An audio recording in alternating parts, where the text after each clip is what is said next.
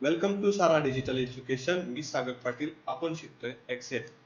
या लेसन मध्ये आपण सम इफ या इफ फंक्शन बाबतीत माहिती घेणार आहोत. तर सुरू करूया एक्सेल. सध्या तुमच्या समोर एक दोन टेबल घेतलेले आहेत. आज प्रथम आपण पहिल्या टेबल बद्दल बघू, त्यानंतर या 2 नंबर टेबल बद्दल बघूया. या ठिकाणी आपल्याला दिलेल्या लिस्ट मध्ये 10 पेक्षा जास्त किंमत असल्या त्याची बेरीज कर.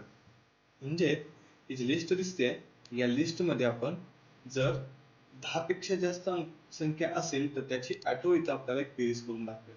हे इफचं एक फंक्शन बनणार आहे. त्या फंक्शनचं नाव आहे सम इफ. आता या ठिकाणी बघा 11, 40, 20 आणि 12 या संख्या यांची इथं ती बेरीज करून दाखवू. Formula is equal to sum if bracket open, त्यानंतर रेंज सिलेक्ट करावं लागेल, त्यानंतर कॉमा, त्यानंतर डबल कोलन मध्ये ग्रेटर दॅनचं चिन्ह टाकायचं आपल्याला आणि इथं लिहायचं आपल्याला 10 आणि ब्रॅकेट क्लोज करायचं आहे. बघा काय लिहिलेलं आहे आपण, सम इफ या ठिकाणी B5 पासून B12 म्हणजेच हा रेंज सिलेक्ट केलेला आपण, त्यानंतर कॉमा दिला आपण, त्यानंतर डबल कोलन मध्ये आपण कंडिशन टाकलेली आहे. त्याला काय चेक करायचं. एंटर मारतो मी. तुम्हाला या ठिकाणी 83 ही अमाउंट मिळते. 83 होते का? 11, 40, 20 आणि 12 यांची ती बेरीज दाखवली. नेक्स्ट एक चेक करूया आपण इथं कमी असणाऱ्यांची. सम इफ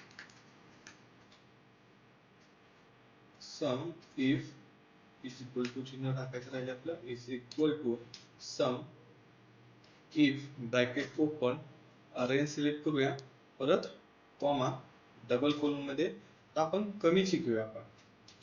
ओके, आणि त्यानंतर 10 आणि क्लोज. या ठिकाणी 23 तुम्हाला दाखवेल, कारण 5, 4, 8 आणि 6 यांची त्यांनी बेरीज करून दाखवली. इथे 0 व्हॅल्यू घेऊन दाखवतो तुम्हाला, थोडक्यात समजेल तुम्हाला. 5 आणि 4 ची 9 बेरीज दाखवली. या ठिकाणी पण आपण 0 घेऊन बघूया. तुम्हाला हे 40 दाखवते, इथं 10 लिहिलं 50 दाखवेल. सॉरी 10 पेक्षा जास्त म्हणतोय आपण, त्यामुळे 11 किंवा 12 घ्यावं लागेल आपल्याला. तुम्हाला इथं 52 रिझल्ट मिळतो. या पद्धतीनं या असाइनमेंट मध्ये आपण पाहिलं की बेरीज एका सेल मध्ये सिलेक्ट केलेल्या रेंज मधील एक विशिष्ट व्हॅल्यूची बेरीज कशी करायची हे सम इफचा वापर करून आपण बघितलं. कारण इफचा कन्सेप्टच हा कंडिशन चेक करण्यासाठी होतो. या ठिकाणी आपण बेरीज इफ कंडिशन वापरली. शेजारच्या टेबल मध्ये बघा, या ठिकाणी आपल्याला काय करायचं, या ठिकाणी ही सम इफ वापरणार आहे पण वेगळ्या पद्धतीने. दिलेल्या लिस्ट मधील प्रोडक्ट नेम, क्वांटिटी या दोन कॉलमचा वापर करून पेनची एकूण संख्या आपण काढणार आहे. म्हणजे या टेबल मध्ये दोन कॉलम्स आहेत, त्या कॉलमचा वापर करून आपण जसं या ठिकाणी आपण क्वांटिटी काढली होती एकूण, म्हणजे एकूण बेरीज केली होती, त्याच पद्धतीने इथं सम आपण वापरणार. म्हणजेच पेनच्या समोर इथं 40 आहे, पेनचे 40 आहे, इथं 15 आहे, इथं 8 आहे, यांची सर्वांची एकूण बेरीज येणार. म्हणजे एकूण पेन किती आहे is equal to sum if. Same formula येणार.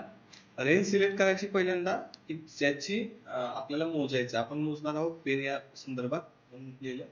त्यानंतर कॉमा द्या, डबल कोलन मध्ये आपण पेन हा शब्द लिहिणार आहे. आपण काय मोजणार आहोत तर त्या रेंज मधला पेन मोजणार आहोत. त्यानंतर कॉमा द्या आणि त्यानंतर फक्त क्वांटिटीचा हा जो आपला म्हणजे रेंज आहे तो सिलेक्ट आपण करणार. त्यानंतर ब्रॅकेट क्लोज करा. तुम्हाला या ठिकाणी 113 ही व्हॅल्यू दिसेल. किती पेन आहेत बघा, इथे 40, इथे 40, इथे 15 आणि 8. आपण थोडं सोपे तुम्हाला बेरीज करून दाखवतात. आपण पेन समजा इथे 0 करू, तर 40 इथे पण 0 करू, तुम्हाला इथे 80 दाखवेल. तुम्ही समजा 10 अजून वाढवले तर ते ऑटोमॅटिक 90 करतो. तर हा फॉर्म्युला कसा होता, तर फॉर्म्युला इथे फॉर्म्युला बार मध्ये बघा, तर L5 आणि L मध्ये गेलो आपण, म्हणजे आपण प्रोडक्ट नेम हा सिलेक्ट केला, कॉमा दिला, त्यानंतर काय चेक करणार आहे, पेन संदर्भात चेक करणार आहे म्हणून पेनचं दाखवते, आणि त्यानंतर क्वांटिटीचा रेंज आपण सिलेक्ट. या पद्धतीनं सम इफ आपण दोन वेगवेगळ्या टेबल मध्ये वेगवेगळ्या पद्धतीने वापरून बघितले. तर लवकरच नेक्स्ट असाइनमेंट मध्ये भेटू.